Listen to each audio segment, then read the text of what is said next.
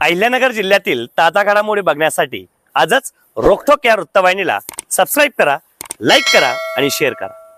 दिल्ली येथील जंतर मंतर मैदानावर सुरू असलेल्या विद्यार्थी आंदोलनाला पाठिंबा दर्शवत तसेच केंद्रीय शिक्षण मंत्री धर्मेंद्र प्रधान यांच्या राजीनाम्याची मागणी करत राष्ट्रवादी काँग्रेस पक्ष शरदचंद्र पवार कोपरगाव तालुका व शहर शाखेच्या वतीने तहसील कार्यालयात तहसीलदारांना निवेदन देण्यात आले। निवेदनात म्हटले आहे की महाराष्ट्रासह देशभरात शालेय व विविध स्पर्धा परीक्षांमध्ये सातत्याने गंभीर अनियमितता आणि घोळ होत असून त्यामुळे विद्यार्थ्यांचे शैक्षणिक नुकसान होत आहे। या प्रकारांमुळे अनेक विद्यार्थ्यांवर मानसिक ताण निर्माण झाला असून काही विद्यार्थी आत्महत्येसारखे टोकाचे पाऊल उचलल्याचेही उल्लेख करण्यात आला आहे। विद्यार्थी शांततेच्या मार्गाने आंदोलन करून केंद्र सरकारकडे न्यायाची मागणी करत असताना त्यांच्या मागण्यांकडे दुर्लक्ष केले जात असल्याचा आरोप यावेळी करण्यात आला आहे। तसेच दिल्लीतील आंदोलनादरम्यान विद्यार्थी आणि मुलींवर पोलिसांकडून करण्यात आलेल्या कथित कारवाईचा निषेधही व्यक्त करण्यात आला।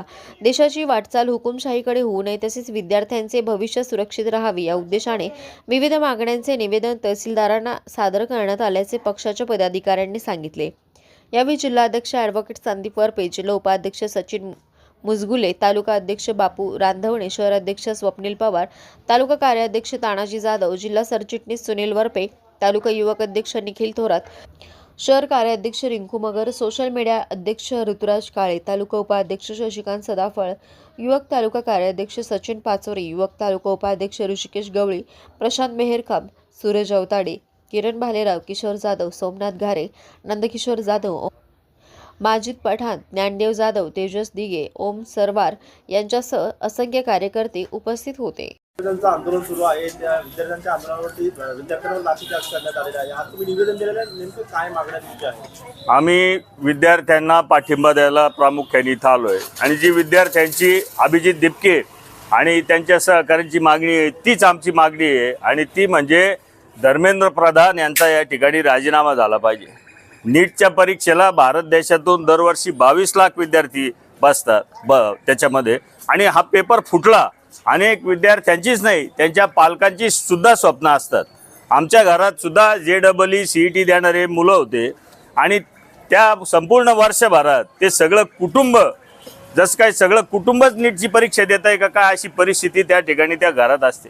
आणि असं असताना सातत्याने पेपर फुटी या भारतीय जनता पार्टीच्या सरकारच्या काळामध्ये त्या ठिकाणी होती। मागच्या 12 वर्षामध्ये 152 पेपर फुटले आणि 7.5 कोटी विद्यार्थ्यांना त्याचा फटका बसलेला आहे।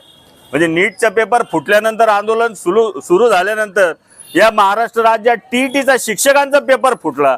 इतकी जर यांची अवस्था आहे तर या धर्मेंद्र प्रधानच्या राजीनाम्याशिवाय त्या ठिकाणी पर्याय नाही। आणि म्हणून सोनम वांगचुक यांनी जरी त्यांच्या तब्येतीच्या कारणामुळे उपोषण सोडलं, सगळ्यांचंच आव्हान होतं कारण 26 दिवस उपोषण करणं सोपं नाही, त्यांच्या त्या निर्णयाचा आम्ही आदर करतो।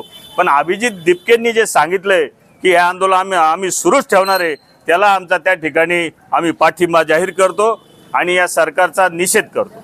या पद्धतीने आपण बघितलं की 20 दिवस जे आहे तर सरकारचा कोणी प्रतिनिधी सुद्धा चर्चेला गेलेला नाही आणि त्यामुळे आंदोलन जे आहे ते चिघळत गेलं। काय वाटतं सरकारच्या भूमिकेबद्दल तुम्हाला? मुळात हे सरकार संवेदना शून्य सरकार आहे। या सरकारला जनाची मानाची कुठली लाच त्या ठिकाणी उरलेली नाहीये आणि अधिकाऱ्यांवर खापर हे सरकार त्या ठिकाणी फोडतं। यापूर्वी या देशातच रेल्वे अपघात झाला तर रेल्वे मंत्र्यांनी राजीनामे दिलेले। मग तुमच्यामध्ये जर नीटचा पेपर फुटतो, 22 विद्यार्थी आत्महत्या करतात, 22 लाख विद्यार्थ्यांना पुन्हा पेपर द्यावा लागतो तर तुम्ही अधिकाऱ्यावर ढकलता। एकदम संवेदना शून्य सरकार त्या ठिकाणी आहे आणि यांना यांच्या जबाबदारीचं भान राहिलेलं नाही। मी या सरकारला आपल्या माध्यमातून सांगतो की तुम्ही जर लवकरात लवकर धर्मेंद्र प्रधानांचा राजीनामा त्या ठिकाणी घेतला नाही तर आज फक्त दिल्लीत आंदोलन चालू नाही, मुंबईत सुद्धा आंदोलन झालं, नागपूरला आंदोलन झालं, नाशिकला आंदोलन झालं आणि हीच परिस्थिती त्या ठिकाणी खेडोपाडी आल्याशिवाय राहणार नाही। पालकांमध्ये प्रचंड संताप त्या ठिकाणी आहे कारण विद्यार्थ्यांच्या भवितव्याशी हे खेळताय। तुम्ही त्यांना लाठीचार्ज करतात। देशाचे गृहमंत्री अमित शहाकडे गृह खातं आहे दिल्लीचं, ते काय तिथल्या राज्य सरकारकडे नाही आणि डोक्यात मारता लहान लहान मुलांच्या कमरे खाली मारायचे। पोलिसांना हे जाणीवपूर्वक आदेश दिले होते की जेणेकरून दहशत होईल आणि हे विद्यार्थी शहरा वैरा पळत सुटतील। यातून एकाचा डोळा गेला। 10 वर्षाच्या मुलीला तुम्ही मारता।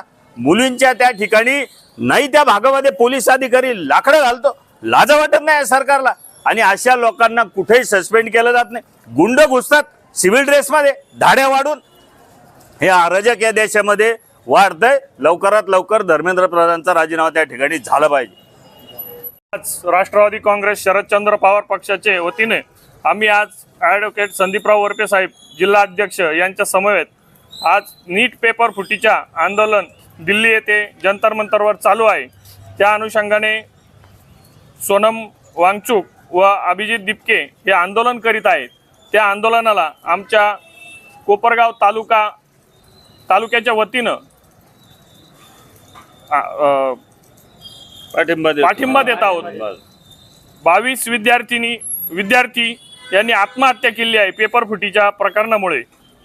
त्या अधिकाऱ्यांवर कठोर अशी कारवाई केली पाहिजे व त्यांच्या कुटुंबाला भरीव अशी मदत सरकारकडून मिळाली पाहिजे. शिक्षण व्यवस्थेत ही चूक झाल्यामुळे जबाबदार मंत्री यांचा राजीनामा हा झालाच पाहिजे.